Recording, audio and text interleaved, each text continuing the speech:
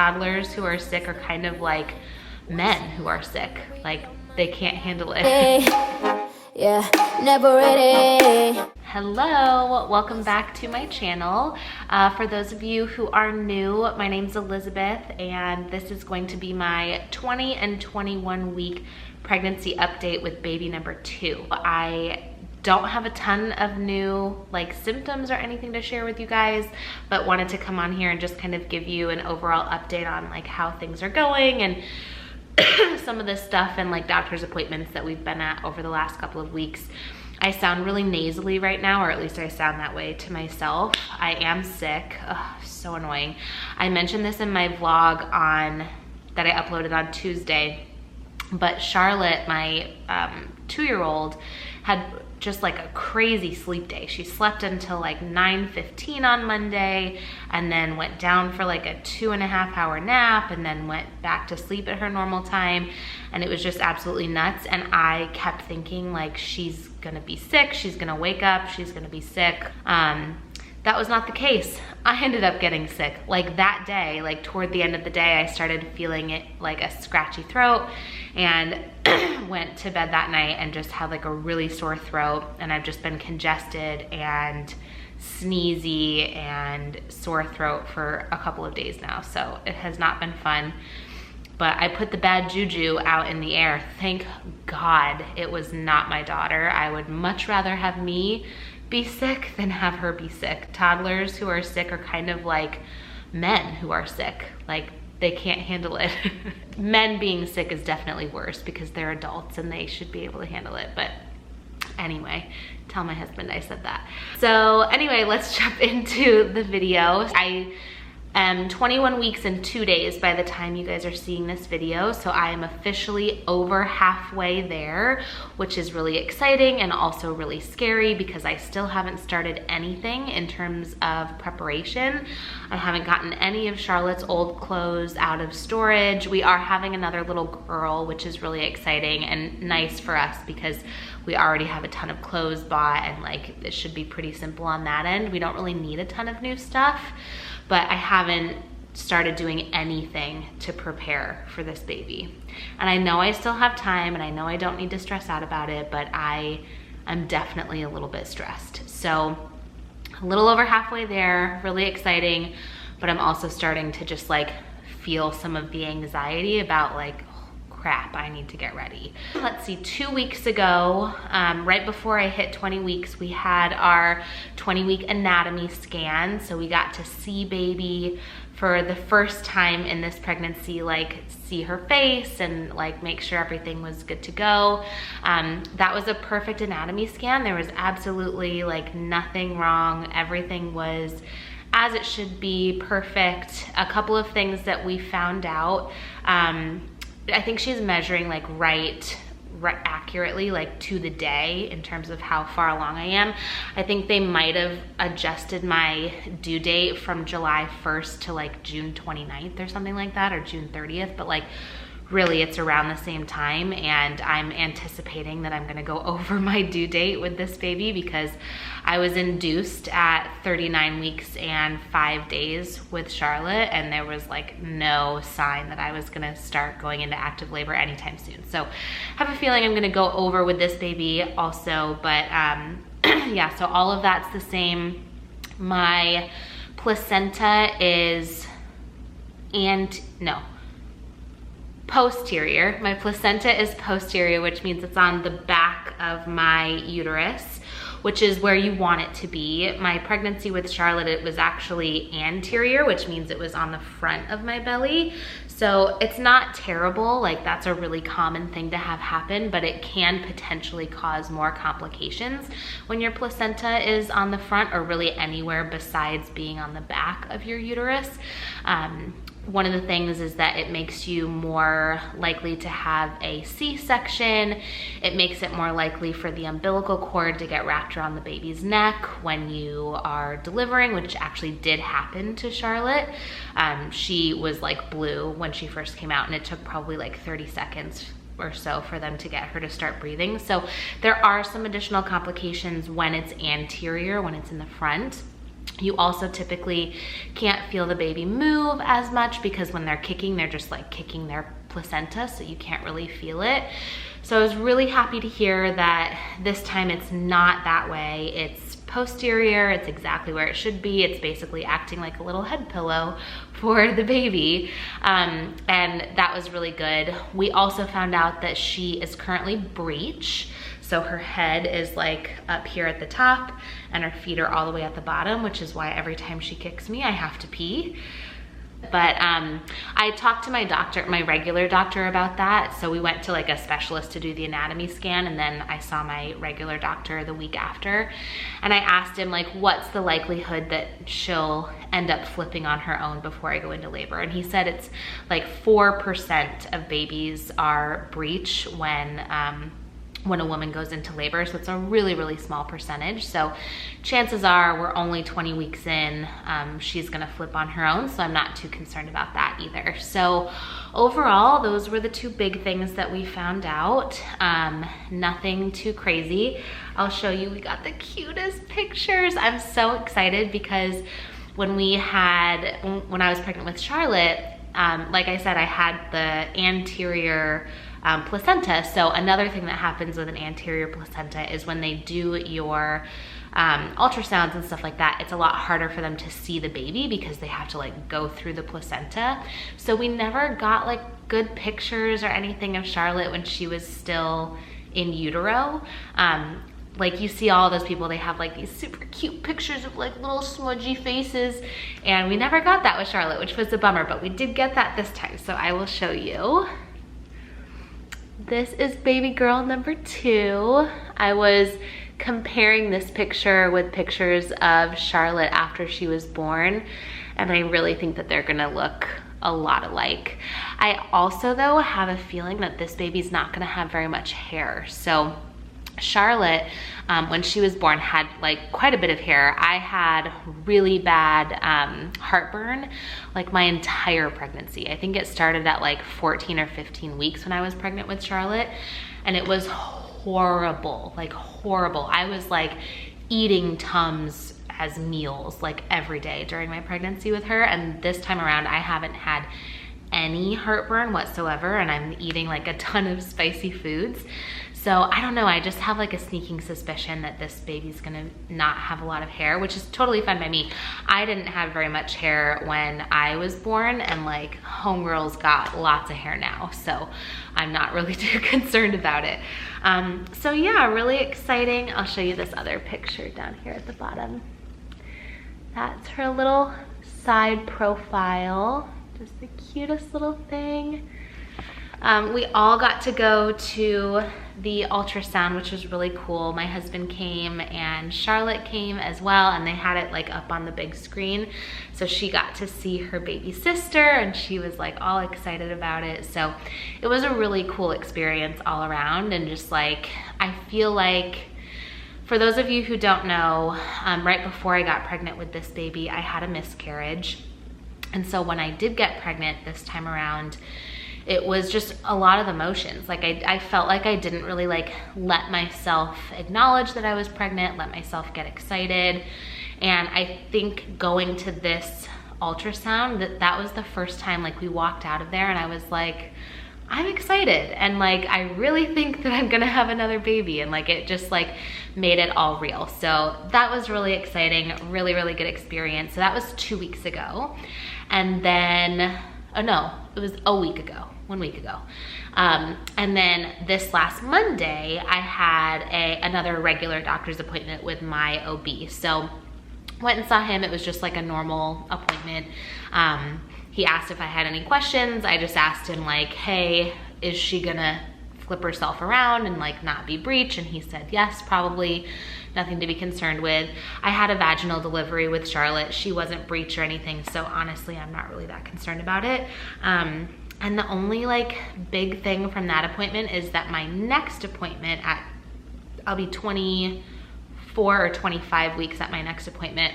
I have to do the glucose test, which is, I mean, it's not the most fun, but it's also not terrible. Like women talk, when you do a glucose test, you have to drink this like sugary drink. It's about this big. Actually, I'll go get it so you can see.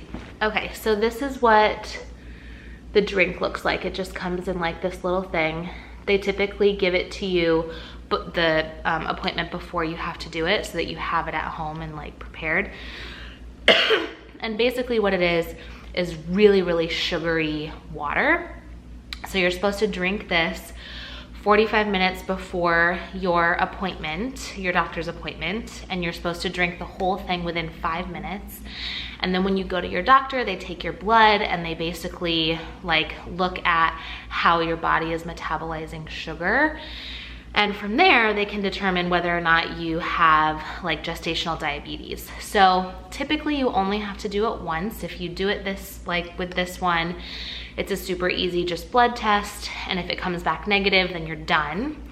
But sometimes it can come back with a false positive. So if you get a positive from it, like yes, you could be, you could have gestational diabetes, then they make you go back and do a 3-hour glucose test. And I don't know what that entails because I haven't had to do the 3-hour one, but I hear it's not fun. So you always wanna try your hardest to pass the first time around. And with the glucose test, a lot of times the doctors will tell you to like fast before your appointment, like don't eat anything. My doctor didn't tell me that. He just said don't eat anything that's high in sugar or high in carbs. So like I'm probably gonna have maybe like some eggs or something before I do this. If I have anything, I'm not really like a breakfast person. But if you end up having like more sugar than this, then it'll give you a false positive and you'd have to go back in for that 3-hour test. So that's not fun. So it's honestly not that bad. People talk about this stuff like it's like the most disgusting drink you'll ever drink in your life. I actually like don't mind it. They have 2 flavors, or at least my doctor gives you the option of 2 flavors. You can choose, I did fruit punch, or you can do orange. I think with my pregnancy with Charlotte, I chose the orange one and it kind of tastes like orange, like flat orange soda. Like it's really not that bad. It's just like also not good. Like you probably wouldn't choose to have this as your drink with like your dinner one night, but really not that bad. So that's next up on the agenda, hoping that I can pass that test. And I don't have to do the 3-hour one because that would suck. I think that's it in terms of doctor's appointments. In terms of symptoms, I haven't really had any new symptoms from what I had before. The only like new thing that's come up is I officially have like my first real craving. Oh my God, I have been craving pineapple so much. I've had like, you know how you can go to the grocery store and you can get one of those like giant things of chopped up pineapple, like it's already pre-sliced. I'm not kidding you, I've gotten one of those every single day for the last 2 weeks, and I've eaten the entire thing in one sitting every day for the last 2 weeks. Like I cannot get enough pineapple. I'm like salivating just thinking about it right now. If you've ever heard that like, oh, pregnant women shouldn't eat pineapple because it's gonna make them go into labor, I mean, always ask your doctor. Like I'm not a health expert, but basically like there's absolutely no science or anything behind that to say that like you're gonna go into labor. And I'm fine, and I've had a lot of pineapple in the last 2 weeks. So I don't know, if you're ever concerned, obviously talk to your doctor, but it's not really anything to be worried about.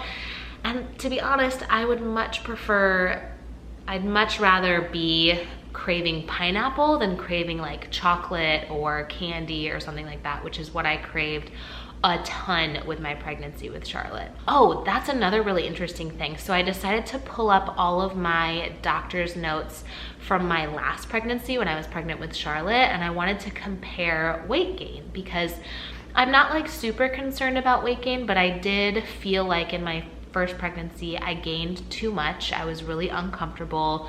It was really hard for me to lose all of it after I had her. And so this time going into this pregnancy, I just wanted to be a lot more mindful of like what I was eating and how much weight I was gaining throughout the pregnancy to make sure that I was in that healthy range. So out of curiosity, I just pulled up all of my notes from the last time I was pregnant, and I compared how much I weighed then to how much I weigh now, like at this point in pregnancy. And with Charlotte, I weighed 171 pounds when I went into that appointment at 19 weeks. And with this baby, I went in and weighed 162 pounds. So I weighed 10 pounds more with my first pregnancy than I did with this one, or than I do with this one at this point in the pregnancy, which is crazy. That is so crazy to me. I think most of it has to do with the fact that I'm not craving like a bunch of bad sugary food. Like I really have not craved that, and it's been really nice that I haven't craved any of those like really nasty things.